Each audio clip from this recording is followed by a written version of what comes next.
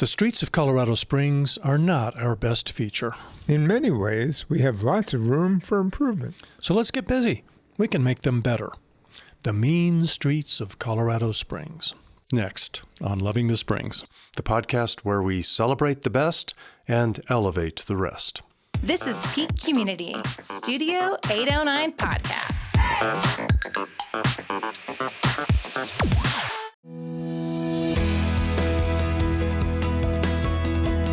I'm Dave Gardner. And I'm Alan Brody. We're coming to you from the Studio 809 Community Podcast Studio at The Next Us, which is a professional cooperative environment for small businesses in downtown Colorado Springs. Pretty cool place. Check it out. Now, we're recording this episode on November 1st, 2024. We're still looking for a third co-host. If you think you're the one, email us at studio809podcast@gmail.com. Our whole goal here at Studio 809 Podcast is to give the microphone to the community. And to recognize the good that's happening in our community, which happens all the time. Yeah, absolutely. Today we're going to focus on something that isn't necessarily all that good now, but can be. There are some things we can do about it, and I'm sure you and I will disagree a little bit on I think I'm going to be a little more idealistic about possibilities for some of the improvement than you are. We'll see, but I won't put words in your mouth, Al. In high school, they told me that reality is for people who can't handle drugs. That would be me. Okay, so I think there are three areas ripe for improvement. Let's talk about, Al, if we have time. First of all, I want to talk about my campaign to take back our streets, to deal with aggressive driving and speeding and the like. But there are two other areas that we want to get into: street maintenance, potholes, etc., and then making our streets more bicycle-friendly, bicycle infrastructure and manners we might get into a little bit.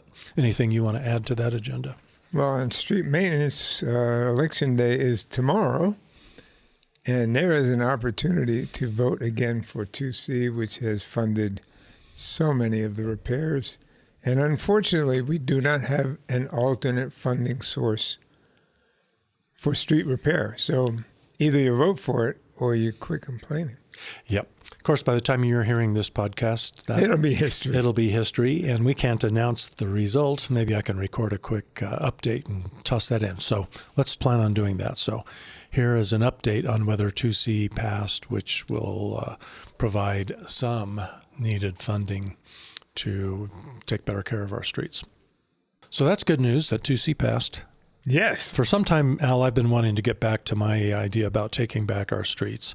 And I've got a couple of interesting updates for you. There are so many speeders, red light runners, very aggressive driving, tailgating. And as you know, I've been really trying hard to drive the speed limit because, one, that is safer for pedestrians, safer for other motorists, and safer for bicyclists. Two, it burns less gas, which saves me money, is good for the planet and that limited resource, and of course also reduces my carbon dioxide emissions. So there's a number of reasons why I wish we would all drive the speed limit. But of course the norm in this town is to drive faster than the speed limit, and in many cases much faster. It's not just Colorado Springs. Yeah. The norm has become, I think it used to be people would just take 5 miles an hour over and call that good. Yeah. And now it's become a significant amount over. It's certainly not 5 miles an hour. Not anymore. But I don't think your choosing to drive the speed limit is the answer. And here's why. The way our street engineers change things is based on the 85th percentile. And what that means is that 85% of the people drive a certain way, no matter what the law or signs say. They just choose to drive that way. And the engineers are supposed to study this on a pretty regular basis. And if the 85th percentile are doing something different than what the signs indicate, they're supposed to change it to within 5 miles an hour of that speed. What that means is if people are going 60 miles an hour down Tejon, then they should consider changing the speed limit on Tejon to 60 miles an hour. Now, that sounds funny, but if you're there in the section between, let's say, the courthouse and the end of the mesa before it starts dropping down towards I-25, that flat area where streetcar 520 is, there's a ton of people who show off in that area. Show off? Show off. So Tejon has become, or has always been, Colorado Springs Main Street, at least downtown. Yeah.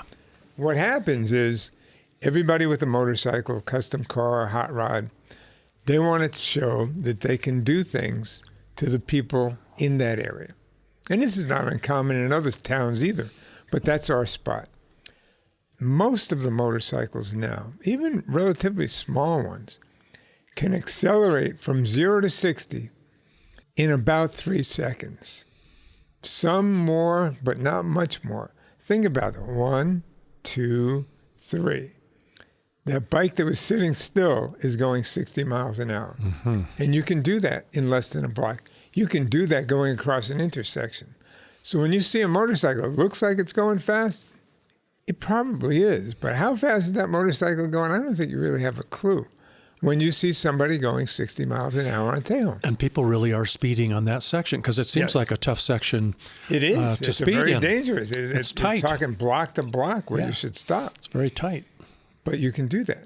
And the brakes, if you go back to the 50s, the brakes on cars, and this was pretty standard, it took about 200 feet, in some cases much more, like 240 feet, for a regular manufactured car to stop from 60 miles an hour to 0.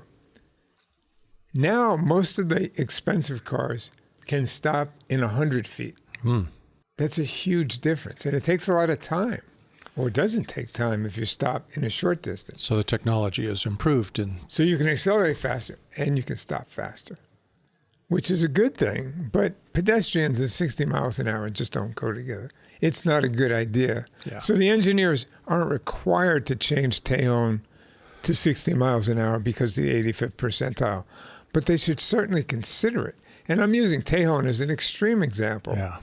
But that's true if you go onto I-25 and the speed limit through town is 65 unless there's a specific area for construction and people are going 80, which in California is the norm.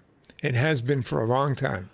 If it's 55, which it usually is for trucks and cars with trailers, I would say the average speed for most motorists is between 75 and 80. Okay, so bottom line, your point is? My point is you driving the speed limit may actually endanger other people. And here's how. The 85th percentile isn't doing what Dave does. They're doing what the 85th percentile does. We're sheep. We're sheeple. So if 85% of us, and I put myself in there because it's us, collectively, are driving the 85th percentile choice, let's say 15 miles an hour over the speed limit, and you as a driver say, I'm going to drive the speed limit. Now, everybody that comes up on you, because everybody will come up on you, because you're going 15 miles an hour slower than the speed that the majority, 85th percentile, are going, that speed deviation creates all sorts of friction between the vehicles. I'll grant you and that. that's dangerous. Yeah. So unless we collectively convince the 85th percentile to change, a few people that want to be the leaders of the pack and end up being the weirdo in the pack, the person that's different than everybody else, that's dangerous. You're better off driving with the 85th percentile or choosing another road. Yep, and you've made my point, which is good, because otherwise I'd be pretty pissed that you've just called me a weirdo. But you're right, we are sheeple. We're subject to peer influence, and that's my whole point, is I know if I'm just one of a few driving the speed limit, that's not going to do any good, and it is actually going to screw things up. But the fact that we are sheeple, that we are sheep, is exactly why we can take our streets back. If enough of us choose to drive the speed limit, we can change the norm. Now, I think you probably don't believe that's possible. No, I do think it's possible. Oh. It's just you have to figure out how to get the cool people, whoever those happen to be, and that changes over time, to be the leaders. And I'll give you an example. If you go to a ball game, any type of sporting event or entertainment, and somebody stands up and claps, just one person, people look at that person like, that's odd. I don't know if I should clap. But when the second person stands up, then everybody feels comfortable enough to clap. Yep. And it happens with standing ovations almost every time. Yep. It's not that everybody jumps up together. There's always somebody that leads the pack and says, this group or whatever person deserves a standing ovation. And that's how standing ovations happen. Mm-hmm. That's what it's going to take, but it's that specific person. And I don't think you driving a Subaru or a hybrid are going to affect the beliefs and actions, the behaviors of the masses. It's got to be somebody driving not Eldorado. What's the Cadillac? The Escalade. Thank you. I knew it was something like that. Driving the Escalade, the blonde in the T-Bird, driving along right at the speed limit. Then maybe. All right, all you blondes and T-Birds out there, all one of you. But you know what I'm talking about. That was the car that nobody could miss. And for people like you and I, that image is burned into our retinas. We can picture from American Graffiti, which most of our listeners have probably never even heard of. Now, here's how we're going to overcome that. Have you heard about usage-based insurance? Yes. Okay. So my wife just switched our car insurance policy over to a new company, and there's a significant discount available if you use usage-based insurance. So I have this experience for the last week. What we do is we put this app on our phone, put this little device in our windshield, and we allow the insurance company to watch how we drive. They're not watching. They're getting a whole bunch of data. Yeah. And the data that they're getting, number one, above anything else, in your phone are accelerometers. And those are little devices that let it know how quickly it's changing direction. So that's how it knows if you're walking versus running versus riding a bike. Or just picked it up. They know that you've touched it. And those devices, those accelerometers, know how quickly you accelerate and how quickly you brake. Mm-hmm. And those of us who brake quickly, it means that we're tailgating in almost every situation. And people who tailgate get into more crashes than other people. So using the phone is a really cool device. Using the device on the windshield. The first one I had, and this was USAA, gave us a OBD, and don't ask me what OBD stands for. Onboard Diagnostics, OBD. It's support under your dashboard. Uh-huh. You plug into that. The amount of data that cars collect on us or on the vehicle is unreal. They know everything that's going on. It's like a black box on an airplane. Absolutely. It really is. And maybe even more so. I wouldn't doubt that an OBD port can give the manufacturer especially, but the police, a more comprehensive report of what happened in the last few minutes of driving than a black box, at least the older ones. In fact, I bet you it can tell you whether you've had sex in the vehicle and whether it was good or bad sex. I don't know that it could tell you that, but it could tell you if you're bouncing up and down a lot. So anyway, here's Dave, who's already driving pretty cautiously, driving like an old man already. And now I have this device that's monitoring my driving. And after a trip, I can look at it and I can see a report card. And I can also see my average report card over time. And so it detects if I pick up my phone, because the insurance company would prefer that I'm not distracted while I'm driving. That's a good thing. It detects if I'm speeding, fast stops, fast acceleration, fast cornering, those kinds of things. And it gives me a report. And here I am, already a pretty good driver, I think. Well, I discover, I could do better. But the most important thing, Al, is I discover that now that I am being watched, and it's going to saved me money, it's changed my driving. I'm driving even more safely, except for the fact that I'm surprising all those speeders out there by driving the speed limit and slowing down more gently, coming up to a red light. And I suppose fast braking could be a sign of tailgating, but also there's a lot of drivers who, as soon as the light turns green, it's pedal to the metal, zoom up to the next red light, screech on the brakes, and stop at the next red light. There's a lot of that going on. And now we encourage it with the electric car because you get regen braking. So you don't lose that much. It's not as much of a penalty. Suppose not.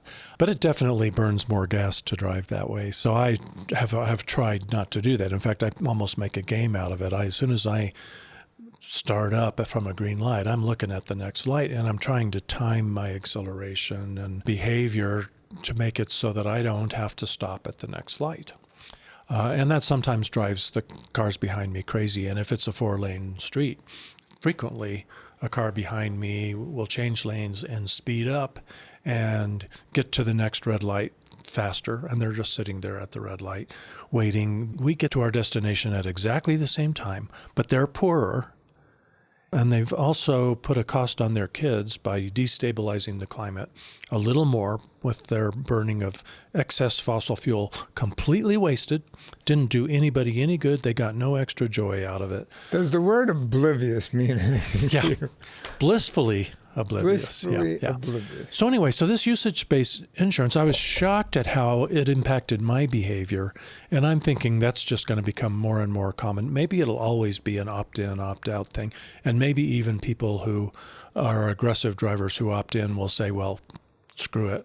I'm not going to change my driving just to save some money. They sort of seem to do that about gas consumption because they drive as though it isn't costing them money to burn that extra gas. Not to be the ultimate pessimist, but I believe that most people involved in this, and I was for over a decade with Drive Smart, an organization that was focused on reducing the number of fatalities.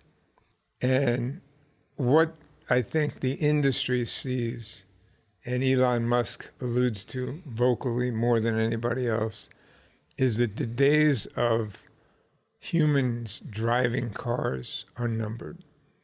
That autonomous vehicles, especially in urban areas, are coming to an end. And all you have to do is go to one of the cities that has autonomous Uber-type vehicles, the shared taxi, whatever you want to call it. I was in Phoenix, and Waymo is the company there. You said the days of autonomous vehicles are coming to an end. I'm sorry. The days of human-driven vehicles are coming to an end. The days of autonomous cars are beginning. And it's not like they're going to begin soon. It's already happening, and it's happening in a big way. When Waymo first started in Phoenix, I was there, and they were giving away rides, and they couldn't even give them away. They would give you a card for 2 free rides, and people were like, I don't want to do that. And now there are lines. You have to wait for a Waymo ride, and Waymo being the company that runs these Jaguars, they're Jaguar SUVs that have 28, I believe, cameras on them and detection devices. But once you get used to that, why would you want to deal with a person? It's so nice to get into a vehicle. They know who you are. They say hello to you. Not that it's a real person. This is all AI. And you don't have to talk to anybody. You can just sit there. You don't have to worry about, did this person get sleep last night? Are they upset about anything? There's none of that. There's no human factor. So you become very accustomed to, wow, I trust this machine. And you get in, you don't think anything about it. You don't have to worry about if you're worried about somebody looking at you a strange way or thinking things about you. There's nobody there. So trust is kind of a big issue, and I guess statistically it won't be that hard for the technology to get to a point where it's definitely safer than you driving the vehicle. It's already there. It's already there. It's not even close. So do you think, will all of the autonomous vehicles drive the speed limit then? It depends how they set them up. I mean, the law obviously should be to follow the law to the letter. And it's going to be a competitive thing. So you can have a speed limit, but there's usually no acceleration limit. So if you want to get to a place faster in an urban environment, you set it up in a Tesla Plaid or a Tesla X or whatever, the latest and greatest, fastest Tesla there is, and it just accelerates from 0 to the speed limit as quickly as possible. Is that good for the environment? No. But if you're in a hurry, you can do that and still comply with the law.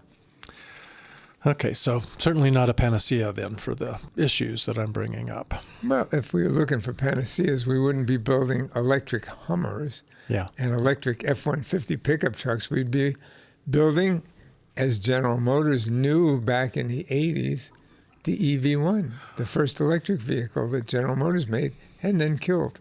Well, we'd be building as few vehicles as we could. That was a pretty cool vehicle. Yeah. It could have saved a lot of fuel. Yeah. So in the meantime, we do have control. And, you know, you get on the freeway, what do? You kind of just slip in and just sort of drive the speed everybody's driving, usually without even thinking about it. Most of us, if the flow of traffic is 5 or 10 miles an hour over the speed limit, most people just get into that flow. And in some ways, that's safer. And in fact, the speed limit between Colorado Springs and Denver has for some time been 75 miles per hour, which really pisses me off because 55 miles an hour, which was the speed limit on all the interstates back in the mid-1970s in order to save gas, Yes. which would reduce carbon emissions, that would be the thing to do if we're in a climate emergency. I think we called it the gas crisis. Yes. Well, you know, it's a climate crisis now, damn it. But we're not acting like it. Nobody's talking about lowering the speed limit, which is insane. So I'm philosophically opposed to driving 75, but if I don't drive close to 75, it's dangerous because it surprises vehicles. They come up on me at 75 and they just practically run into me because they think, well, who's this yo-ho? You know, I didn't know there was going to be an Amish horse-drawn wagon on the interstate. So I reluctantly drive 75. But I'll tell you what, I don't drive 76 or 80 or 85. My experience on I-25 between here and Denver, and it's true for all of it, is there's a right lane with people who, for some reason, don't know how to use their cruise control, but they drive somewhere near the speed limit. And then there's the left lane that has people who just want to pass, and people, and I don't want to point fingers, that might be like you that think it's their job to drive the speed limit in the left lane, that's the speed limit and everybody should go that. Sometimes the police do that. They're called pace vehicles. And it's their right to drive the speed limit. It's their job to drive the speed limit. Nobody that's in the left lane wants to go the speed limit. I say that as an extreme, but they want to pass people, no matter how fast they're going. If you're going 100 in the right lane, somebody will pass you in the left lane. If you're going 150 in the right lane, somebody will pass you in the left lane. They just want to be faster or the first. The only thing that matters is faster than you. They may let you hang out there so that you're the first person to get caught, but they will be right behind you. And this was like this when I was stationed in Europe and drove in Germany. There would be a Porsche or a Ferrari going 150, and there would be somebody in a Volkswagen Golf GTI, the speedy car for the people, right behind them. Drafting them and letting them get the ticket if there's and that was a thing. Yeah. So I think that's come here, that people just want to go faster. And now that we have what I prefer to call Lexus lanes, but the sign says the express lane, people truly believe that if they're paying, they should be able to go faster than everybody else.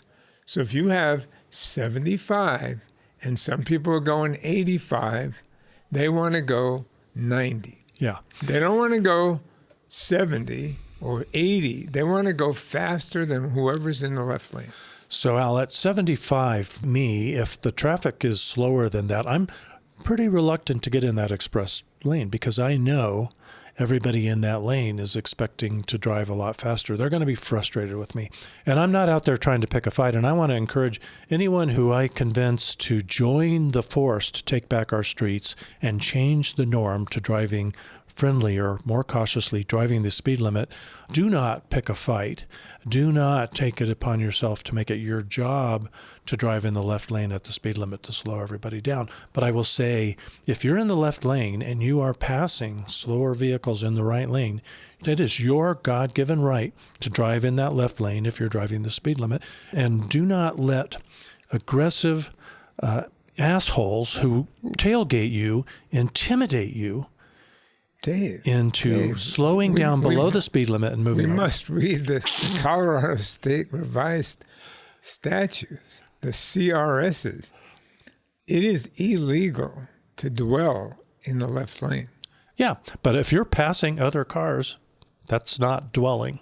That's true. That's legal. But- That's what I'm saying. If there's room to move over, you should move over to the right lane. Yes. And if you're on a street that's just one lane in each direction and you're driving the speed limit, I guarantee you someone's going to come up behind you and they're either going to be trying to intimidate you to speed up or they're just not thinking. And my advice is, don't be intimidated. It is your right to drive the speed limit, but be very aware of the impact that you have on other drivers, and don't be out there to pick a fight. You want to live to drive the speed limit another day. Right. I wouldn't recommend to any of our listeners to try to be that person. Driving the speed limit in the Driving the streets of speed Colorado limit in the Springs, left lane. I would discourage that. even if you're passing other cars or you're about to turn left. Well, those are exceptions. Okay, but fair enough. When I say passing and you say passing, I don't mean taking a minute to get by a car. I mean, get out there like you're on a 2-lane road, pass the car, and get back in the right lane. It's illegal to speed to pass. You know, It is. it's weird because technically you're correct. If you're on a mountain road, a 2-lane mountain road, and there's 5 cars building up behind you because you're going even the speed limit, it is your duty to pull over at the first opportunity to let that traffic, a collection of 5 cars, pass you. I disagree. You may disagree, Yeah. but you didn't write the law. That is the law. That's not the law. Yes, it is. If you're driving the speed limit, Yes. all right. I guess I'll have to fact show check it. you on that. CRS, it doesn't say what the speed limit is. It says if there's cars behind you that are backing up, let them by. I can't wait to see that.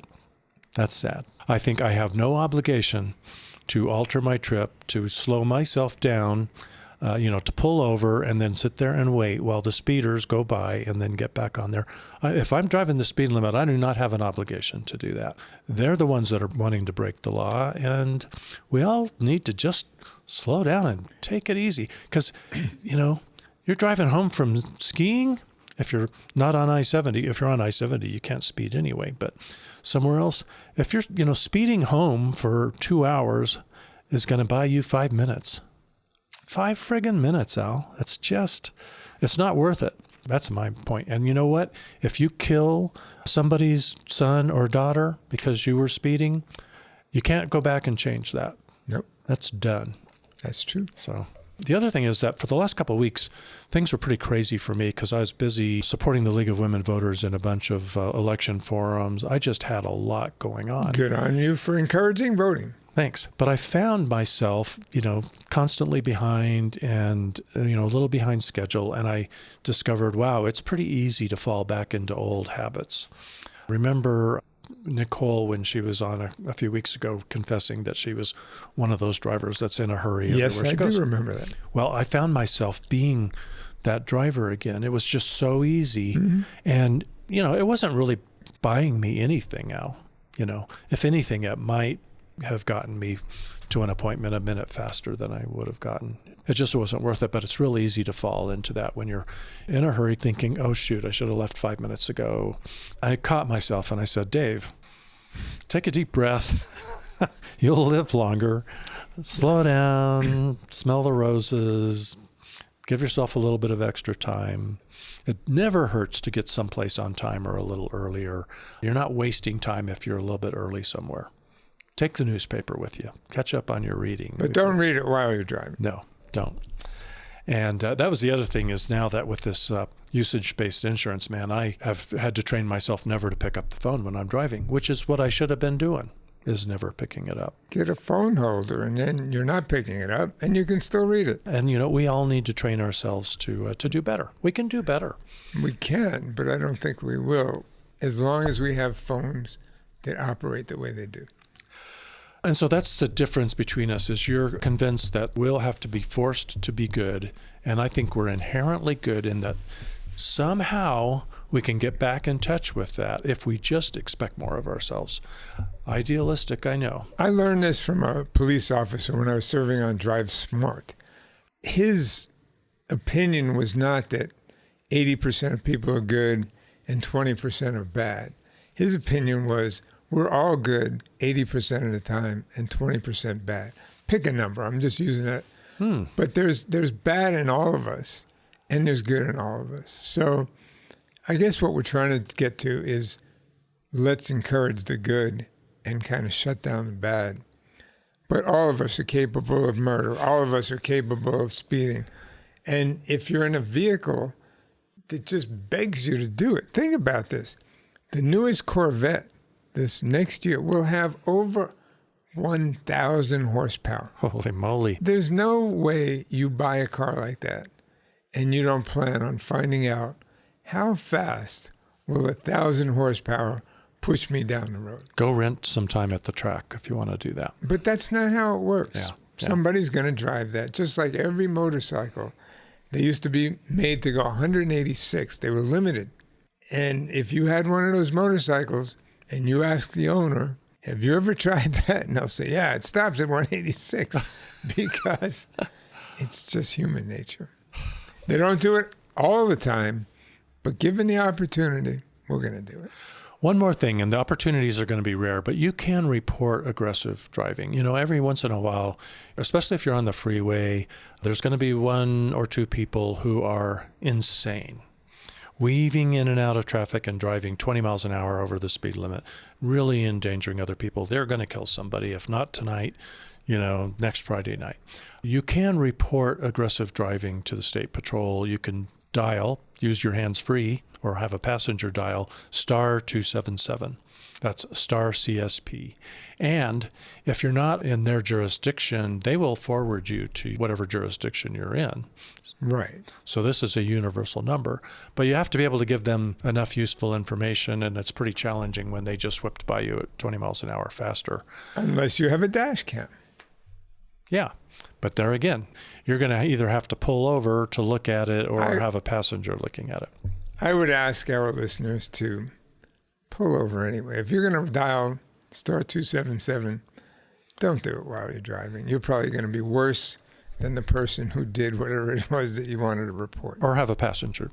Exactly. Yeah. But don't do it yourself. But if you do that, they're going to want to know, first of all, some examples of aggressive driving that they're looking for are moving violations that put other motorists at risk, such as improper lane changes, following too closely, weaving, passing on the shoulder, and speeding.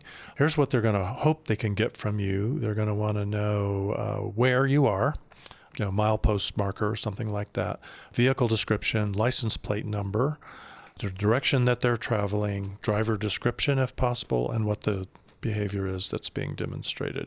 And they also emphasize, do not attempt to follow or pursue the vehicle, don't make eye contact, don't do anything to antagonize such a driver. You don't want to get shot. And the people that are driving like that may very well be the kind of people who would shoot you if you look at them cross-eyed. This was in the, early 2000s, like 2005, 6, 7, 8, somewhere in there. We had two incidents in Colorado Springs that happened close to each other, 2 fatalities. Both of them involved guns and driving. The first one was an Air Academy student that punched somebody in the window. They stopped on the side of the road. Student gets out, hits somebody, the driver shot him. But soon after that, within 2 weeks, there was a road rage incident. They chased each other. And this is when we had that left exit under Nevada, or at Nevada, under I-25. There was a left exit. And in that one, I believe there was some vehicle-to-vehicle contact, and the driver in the back drives up and shoots the driver in the front. And a year after that person, the driver who shot, was in prison, they interviewed him. And they asked him, what would you do differently? And this stood out to me. I don't remember the exact details of the crash, but this I remember. He said, I would not have a gun in the car. So I'm not advocating against guns, but I am advocating if you have a gun in your car, put it in a place in such a way that you're not going to access it while you're driving. I understand carrying a gun. I get that. But if you're planning on shooting while you're driving, you probably stepped over an edge someplace. So try to back that up just a bit. All right. So street maintenance was one of the other things, and, we're hoping that 2C passed, probably did, but that's clearly not enough. Our streets are still not being maintained at a level that we would like to see them. There are a few potholes that I know I have to weave around today on November 1st that have been in place all summer and haven't been fixed. Well, I challenge anybody to challenge what I say now, but before Mayor Yemi and so this was before 2015, because I was very involved then, and then because of cancer, I wasn't. But before 2015, we knew, and we chart this at the city level, extremely closely the condition of the streets. They literally have vehicles to go out and check the condition. So the city is very adept at knowing the condition of our streets. And what was happening is we were getting worse at an increasing pace. And what 2C did was slow down our worsening. That's pretty sad. And I don't know where we are at the moment, but 2C has made a lot of progress. And I would say that we're probably to the point where we're almost catching up to just falling behind at a steady pace, not improving our roads, because every time we improve something, we build more streets. And the city is expanding. We're one of the largest footprint cities in the country. Mm-hmm. Not the highest population, not the highest tax generating place, but the most streets. And if you have the most streets and you allow developers to build a street that's warranted for 1 year, you get streets that last 366 days. And then they have problems. So we're putting ourselves in a perpetual behind the eight ball kind of situation. Yeah.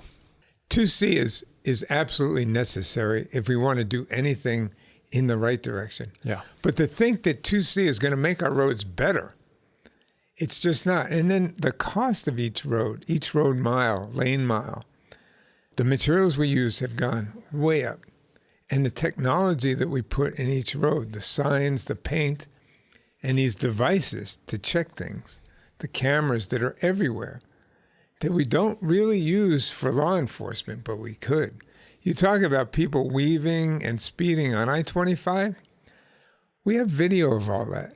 We know exactly who's doing it. We have the ability at the Police Transportation Operations Center. I've seen it. We could ticket all the bad actors today if we wanted to. But we don't allow our police to operate that way. It can't be Big Brother. Right. They have to observe it from an officer's eyes in real time. We choose not to do that, but we could. And I think those are the types of technology employment that would make things a lot better, quicker. As far as the condition of the streets, 2C is necessary, but we need lighter vehicles traveling less on fewer streets. And that's not our reality. Our vehicles are getting significantly heavier. And we're driving more and more and more. And that's not changing. Driving as a population of Colorado Springs. So that's another thing we can work on to change. And one way we can change that will be a good segue into the last thing I'd like to talk about the mean streets of Colorado Springs, and that is stay out of our cars. Get on a bicycle. I'm a big bike advocate. Aren't you? And I try to do as much cycling as I can. But I think the line for me was about 60 years old. In 2002, I chose not to ride a motorcycle anymore. I was an avid motorcycle rider, and I rode everywhere in any kind of weather. But in 2002, I retired from the Air Force, and I said, I just don't want to chance it. And back then, we were having 85 fatalities in the state of Colorado, motorcycle traffic fatalities, about that, 85 per year. Now we're up at 140 to 150. Which may not sound like a lot, but if somebody told you, all of a sudden we killed 70 more people for no reason other than they were riding a motorcycle in one state in 1 year, you kind of think twice about that. And that doesn't have anything to do with injuries. These are just fatalities. So when I saw that number, 85, I was concerned. And I watched it go up, and I thought, good idea. And I'm still here to talk about it, which I'm happy about. Bicycling to me, and I was an avid street cyclist. I was called a forestista, which is named after a man named John Forester, who wrote a voluminous book about how to ride safely on the streets. Huh. And I believed him, and I thought you could. And then I lost several friends who were fellow forestistas, and I realized, yeah, that's not working so good. So I choose now not to ride on the street any more than I absolutely have to. If you got to go someplace, sometimes that's not an option. There are no sidewalks in places, which to see, by the way, is improved. There are many more sidewalks in many more places. Yeah. So I gave up on biking on the street, except for absolute necessity. And I ride the trails and I ride other places. It's sort of giving in to the reality that we really need more bikeways in order to really encourage more of our residents to ride bikes, because it's certainly rational to be fearful for your safety riding on the streets. I do. And even the bike boulevards, these places that we've put in where we have these poles that separate the cars from the bikes, we've chosen to put in plastic poles. So if somebody hits them, there's really no damage to their car. Well, once you realize that you can still run over the people in the bike lane and not damage your car, it becomes a possibility. But anyway, I'll just make a point that the bicyclists have as much right to be on the roads as motor vehicles. And there are motorists out there who don't seem to believe that. And I would like to encourage you just to rethink that a little bit and to remember that the bicyclists are doing you a favor. They are. They're making your air cleaner. They're saving some of the world's oil supply for you to burn. All good things. And with the bike share program that we have and the scooter share, there's tons of reasons why you should not drive, especially that last mile. And you can get free parking and then ride that last mile. Yeah. So I'd like to encourage us, bicyclists and motorists, to get along. I'd like to encourage the city to put in more bike lanes, but especially more separate bike pathways wherever possible. That's certainly a lot more fun and pleasant to ride on those. I love riding on those. Just the other morning, my wife and I hopped on our bikes and rode really very little on the streets, ended up riding through Bear Creek Park, and then briefly on the streets through downtown, which isn't that bad or that tough. Got on the Shook's Run bike path and rode north until it was time to hop off of there to ride over to Patty Jewett. Have a great lunch on the deck at Patty Jewett. Great place. Yeah. A lot of fun and a great way to have exercise, a whole lot more fun than being on a treadmill in a gym. Absolutely. So that's my Mean Streets rant or two for the day. And thanks, Al, for adversarial opinions at times, the alternate opinions, and the really well-informed addition to the conversation. It's pretty interesting what you know, because you've been paying attention. Appreciate I think that. I'm a realist. I get the reality of what we're dealing with. It's not that I don't crave nirvana. I would love to have it. But I also realize it's probably not going to happen. But remember, if maybe 20% of us start behaving more nirvana-like in the way we drive, that could be a tipping point, and we could change the norm. It's not as impossible as you might think. So let's all give it a try. That's my advice. I'm with you.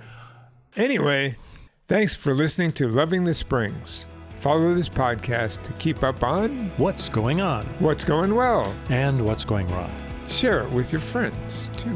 And don't forget to visit studio809podcasts.com to check out all of our great community podcasts. Find your new favorite local podcast there. We'll catch you next time.